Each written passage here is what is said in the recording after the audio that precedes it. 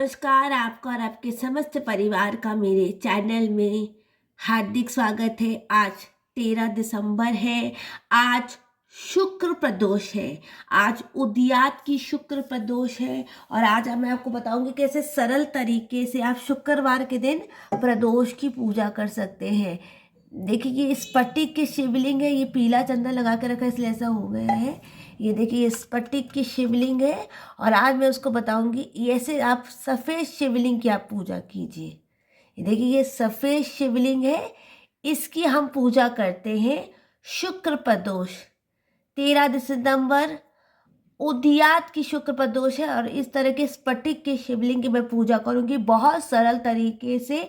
आपके घर के सामग्री, जो घर में सामग्री है उसकी पूजा, उसी से पूजा कर बताऊंगी। और शुक्रवार का जो प्रदोष होता है ना, वो वैवाहिक जीवन, सुख संपत्ति, सौभाग्य, ऐश्वर्य के लिए होता है, शांति के लिए होता है, अपनी गृहस्थी में शांति के लिए होता है शुक्रवार का जो प्रदोष होता है।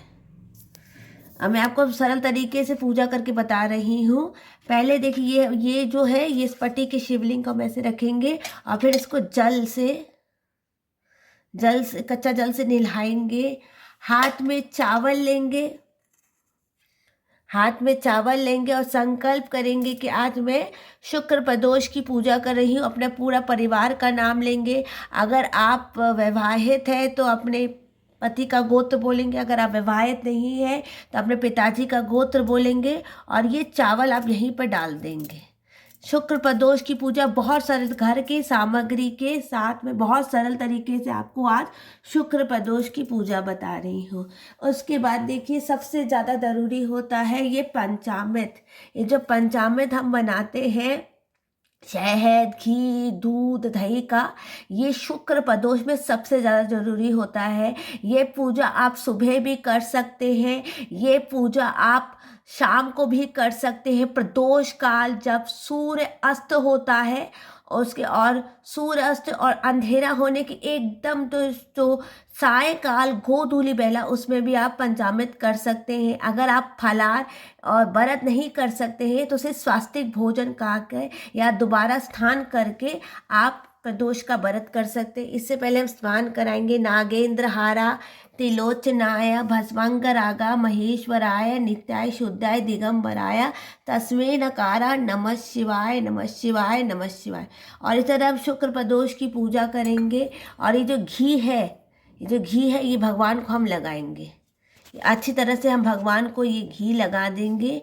और फिर उसके बाद देखिए, मैंने यहाँ पे पुंगे फलम रखा है, क्योंकि पुंगे फलम या जल का जो लोटा होता है ना, वो आपकी पूजा का साक्षी होता है।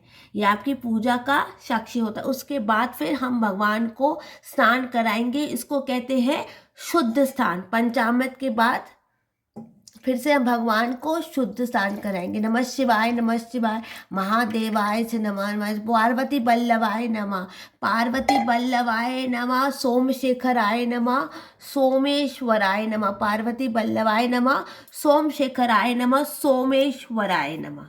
उसके बाद हम भगवान पे शुद्ध स्नान करवाने के बाद थोड़ा सा चावल चढ़ाएंगे। भगवान पे हम चावल चढ़ाएंगे। उसके बाद हम भगवान पे चंदन चढ़ाएंगे। सफ़ेद चंदन चढ़ा सकते हैं, लेकिन अगर आप वैवाहिक जीवन के लिए, सुख सौभाग्य के लिए कर रहे हैं और विवाहित है तो फिर आप पीला चंदन ही चढ़ाइए। जैसे शुक्रवार के दिन जो कुंवारी स्त्री होती है, जो विवाहित नहीं होती, वो सफ़ेद चंदन चढ़ाती है।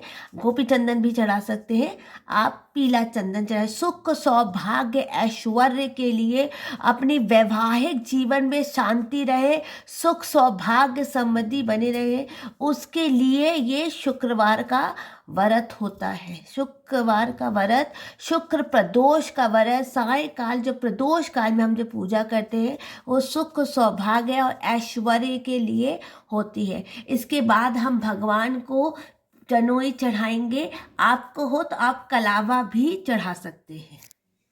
अब हम आपको, मैंने भगवान को कलावा चढ़ाया है, आप जनोई भी चढ़ा सकते हैं, लेकिन ये वैवाहिक जीवन के लिए होता है और उसके लिए पूजा होती है, तो मैंने लाल रंग का कलावा चढ़ाया है। उपवस्त्र में आप कोई पीला। बाद हम भगवान को भोग में हम कोई सफ़ेद चीज़ चढ़ाएंगे, भगवान को हम भोग में कोई सफ़ेद चीज़ चढ़ाएंगे। आपके घर में जो भी उपलब्ध हो, पुष्प चढ़ाएंगे, भगवान को हम पुष्प चढ़ाएंगे और भोग में हम कोई सफ़ेद चीज़ भगवान को चढ़ाएंगे। इसके बाद भगवान को हम ये बताशा चढ़ाएंगे। ये सफ़ेद चीज़ है तो मैंने भगवान को पार्वती बल्लभाय नमः, सोम शेखराय नमः। सुबह आज भगवान का सुख तो पार्वती के साथ पूजा करना चाहिए। कलाकीत कल्याण कल्पांतकारी सदा सच्चिदानंद दाता पुरारी चितानंद नंदोह मोह पहारी प्रसीद प्रसीद प्रभो मनमथारी, प्रसीद प्रसीद प्रभो मनमथारी। और उसके बाद हम भगवान को इत्र चढ़ाएंगे, क्योंकि शुक्रवार के पूजा है, शुक्रवार के दिन उदियात की प्रदोष आई है, तो हम भगवान को इत्र चढ़ाएंगे। भगवान को हम इत्र चढ़ाएंगे। भगवान को हम, देखिए इत्र है, आपके पास कोई भी शुद्ध इत्र हो, आप भगवान को इत्र चढ़ा सकते हैं। और इस तरह से हम सरल तरीके से पूजा की है। आपको मन हो तो आप कुछ भी उपवस्त्र वस्त्रम समर्पयामि, वस्त्रम समर्पयामि, पुष्पम समर्पयामि, भोग में बताशा भोग कर सकते हैं। उपवस्त्र में जनुई जोड़ा भी चढ़ा सकते हैं, कलावा भी चढ़ा सकते हैं। सरल तरीके से सुबह मंदिर की पूजा के साथ आप शुक्रवार की प्रदोष की पूजा, ये पूजा सुबह भी कर सकते हैं और आप ये पूजा आप शाम को भी कर सकते हैं। प्रदोष का सूर्य अस्त हो रहा हो और रात्रि प्रवेश कर रही हो, उस प्रदोष काल में भी आप इस पूजा को कर सकते हैं। शुक्रवार के दिन अगर प्रदोष आए तो भगवान को कपूर चढ़ाना चाहिए। कपूर, सफ़ेद चीज़ में कपूर चढ़ाना, लेकिन अब याद है कि जो जलने वाला कपूर हो उसी आप तो भगवान को चढ़ाते हैं, वो कपूर अलग रखना चाहिए, वो कपूर अलग रखना चाहिए। कहते हैं शुक्रवार के दिन पार्वती जी, महादेव, गौरी शंकर की पूजा करने से घर में ऐश्वर्य रहता है, धन संपत्ति रहती है, वैवाहिक जीवन में शांति रहती है। हम आरती करेंगे। ओम जय शिव ओंकारा, बाबा हरि शिव ओंकारा। दो भुज चार चतुर्भुज दस भुज ते सोहे, तीनों रूप निरखता त्रिभुवन जन मोहे।